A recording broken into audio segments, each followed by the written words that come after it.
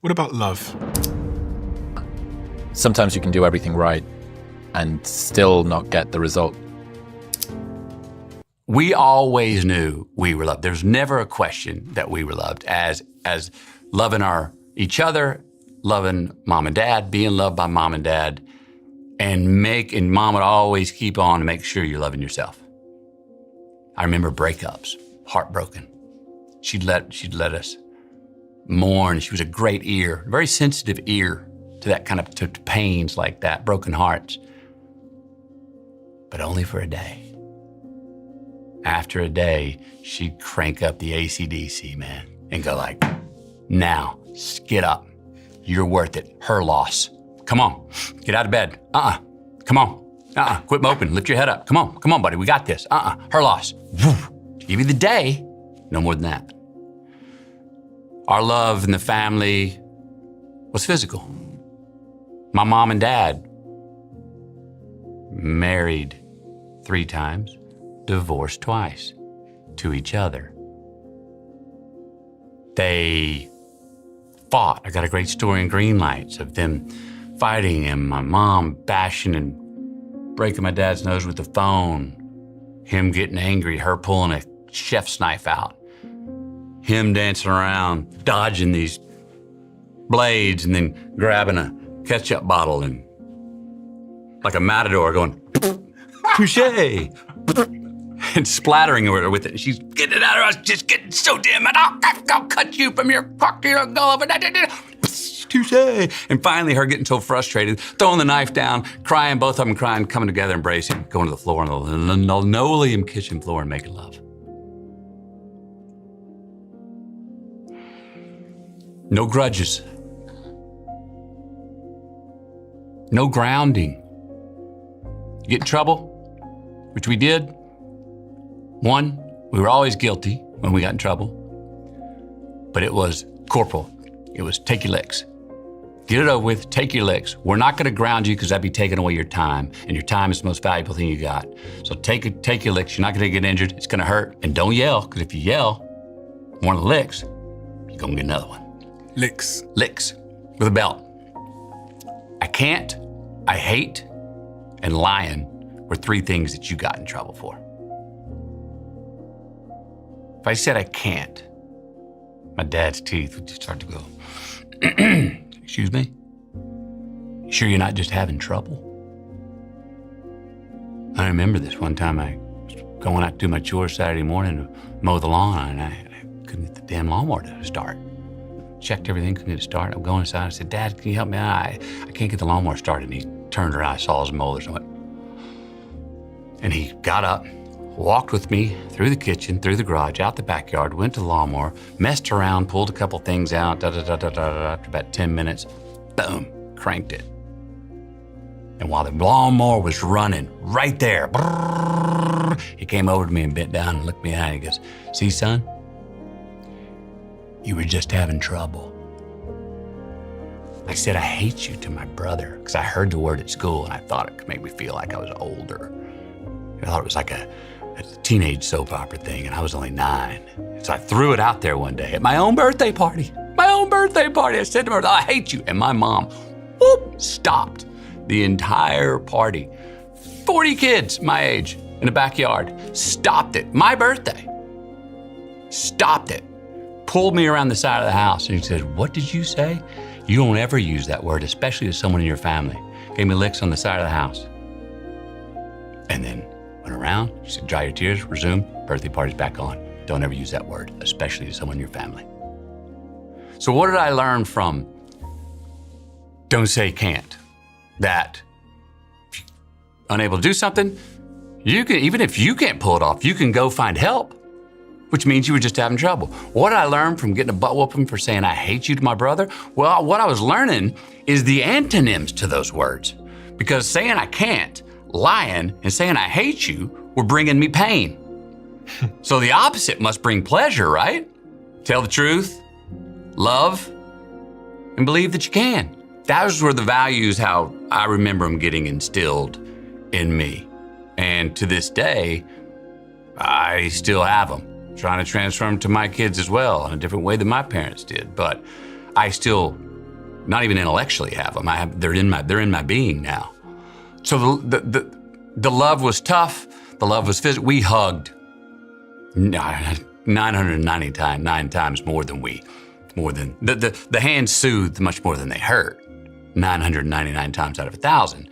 But we were a physical, hugging, loving family. You always went to bed with an I love you and a kiss. Even if it was ritual, which it was. Like a Sunday service.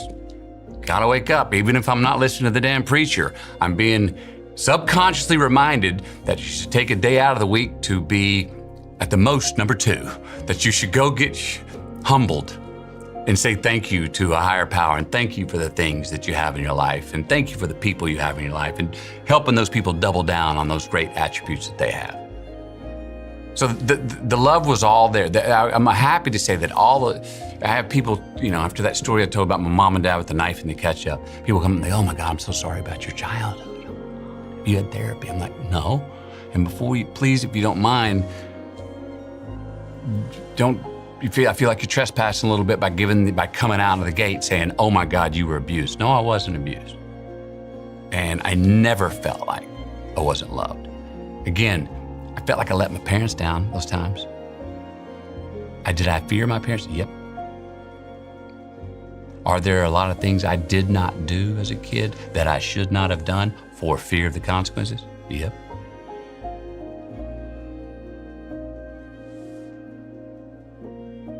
We knew we were loved. I knew I was loved. My brothers knew they were loved. My second brother's adopted. He knew he was loved. And it was hard love, and it was tough love, and my mom and dad's love was passionate love. Divorced twice, married 3 times is a pretty good example of can't live with you, can't live without you. The one thing I remember being crystal clear to me when I was 8 years old, shaking hands with these 2 guys that turned out now later in life, I know they were actually Dad's collectors. I shook their hand, Oak Forest Country Club parking lot. Sun was down in my eyes. They had shades on. And I asked her, nice to meet you, sir. Nice to meet you, sir. And I remember in my 8-year-old mind going, everyone that my dad's making me say sir to, the one common denominator besides being older men is they're all fathers. And in my head, I went like, oh, that's what success is. If you become a father, you've succeeded. And that was in my 8-year-old, that was the math I did in my 8-year-old mind, and it stuck with me. So the one thing I always knew is I wanted to be was a dad. And meet Camilla, fall in love. We make 3 children. I got to 17, 15, 12. There's nothing that I can put ahead of it. Let me put it this way. There's no time that I spend being a father that I do not feel like that is the absolute best time I could be spending. You've had that since you were 8? Yeah. I've never heard that before. I longed for that. I thought that was when you've made it. So how do you think about forgiving betrayal?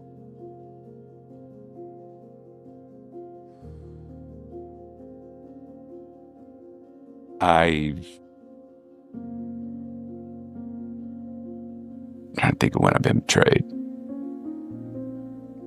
When it's clearly betrayal, I know it's betrayal, and that person can look and go, yeah, that's what I did. I've been asked for forgiveness for that before, and I've been also seen people go, yeah, that's what I did. And they're not asking for forgiveness. They're going, yeah, that's what I did. First response is, well, fuck you. The second one is, if that's on my mind, if that's keeping me up at night, that SOB or whatever that is, I gotta flush that. I gotta wonder, why is that on my mind? I gotta forgive that deed, that person for that deed. And again, not necessarily trust them, but do my best to forgive them. And that can take me a while. And I think who it takes me the most time to forgive the betrayal is me. When and if I betray myself, forgiving myself. Because you know how it is, man. We forgive too quickly. We dust resilient. We hop up and dust ourselves off and go, forgive you, let's do it again. We do become repeat offenders because we didn't take the time to put ourselves or feel the guilt of the wrongdoing and pay a little penance to look at and go, I don't want to feel this again. I don't want to do that action again to make myself feel this way. It doesn't feel like me. I don't want that person to have that sadness or anger with me again, or the world to have that sadness and anger from this deed. I don't want to feel that again. And that takes some pause to then go, now I forgive myself. Let's carry on and trust and be ready to do the work to say, we're not gonna just let that slide anymore. It's not just gonna be a way to hold sneak myself that one to a in. higher standard. Yeah. Because it didn't pay off, because the repercussions sucked. There is a unique sort of circle of hell that is reserved for when you keep on making the same mistake over and over again. That you've done it, you've had to pay the penance, say that you're sorry, and then arrive straight back at the same place. Yeah. I think there's a hell in the mirror. Then I think it can become a living hell. Like I kept that poem in there, Daymares. I love that one. I do too. You know, nightmares suck, but at least you wake up.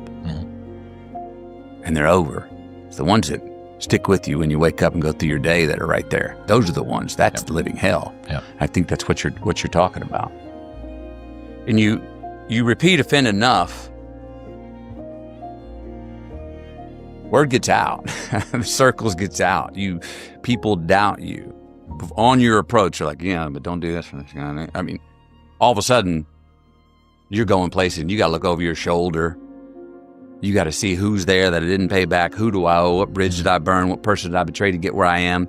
That's a life. That's a living hell. Well, forget that in the modern world, you can move from city to city.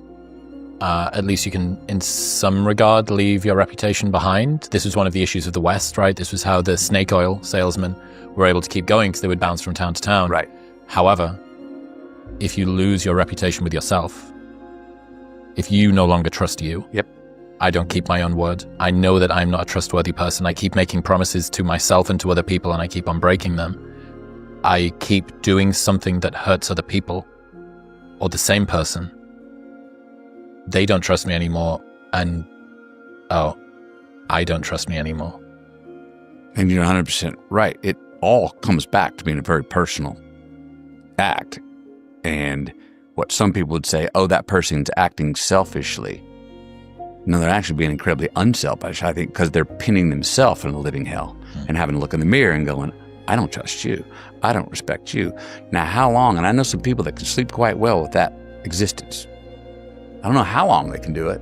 It's bound to be some comeuppance. The world's got to get small. They got to get dizzy somewhere. But, where's that come from? Where's that come from for an agnostic, an atheist? Where's that come from someone in power that could easily damage somebody, but chooses not to be cruel, and they could so easily? Why not?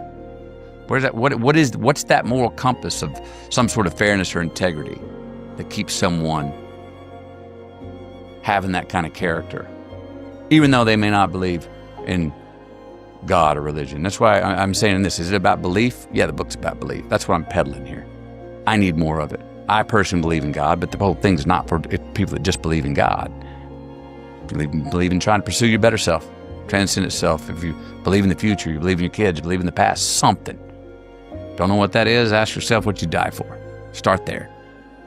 Everyone kind of believes in something. There's an argument that even nihilists do believe in nothing's even something. I don't know how you double down on nothing, but double nothing. Yeah. There's an opposite end to this scale as well, that continuing to sort of betray yourself, sometimes you can do everything right and still not get the result that you wanted, and that seems like a really tough pill to swallow for people. I think that's why people become uncomfortable with fully feeling their emotions. Yeah. So where do you go? What do you think when I gave it my all there. I bared myself and I still got kicked in the nuts. Yep. Not only did I feel like I deserve it, I feel like I earned it, and I still didn't get it. Wait a minute, but you said that's the playbook, and I followed the playbook. You said these were the rules and the regulations. I followed it. And I was good at it. I still didn't get it. Well, I suppose that's why we have entrepreneurs and criminals. And I mean, I think I naturally come back and look, I hustle. I'm a hustler. I'm not puritanical. I'm not trying to preach a absolute straight and narrow way to go things. I bullshitted my way into things and faked my way into making things. Pulled off stunts. But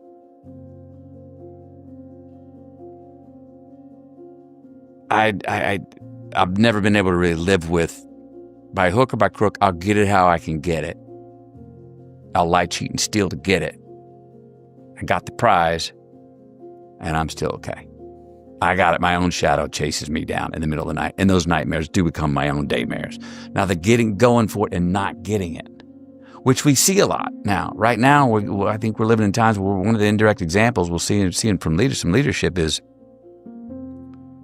for who's got the power? The winner. Okay. So what are the ethics? Well, whatever the winner does. Yeah, but the winner, like, pillaged and lied and cheated and stole to get the prize. But he won. Wait a minute. You moved the goalpost while I had the ball was in the air, man. Is that okay? They won.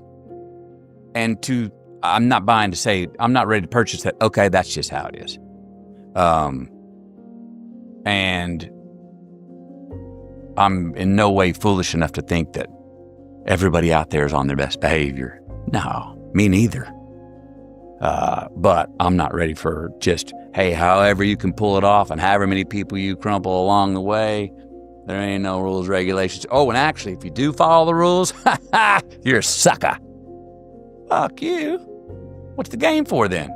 We're going to get dizzy on that. That's going to self-implode. That's not the wild, wild west. That's more than that. That's upside down and backwards and the foot's on the other shoe. That's not going to last.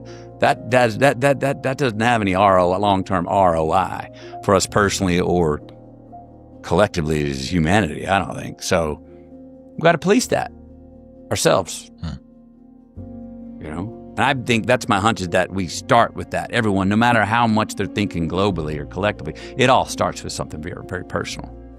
And that's where a revolution could begin. A revolution of evolution would begin, that each person goes, I'm going to go one step further. As I talk about, to salvage my character, or one step further before I pull the parachute, quit. I think that's how I could really inch forward and evolve in a way.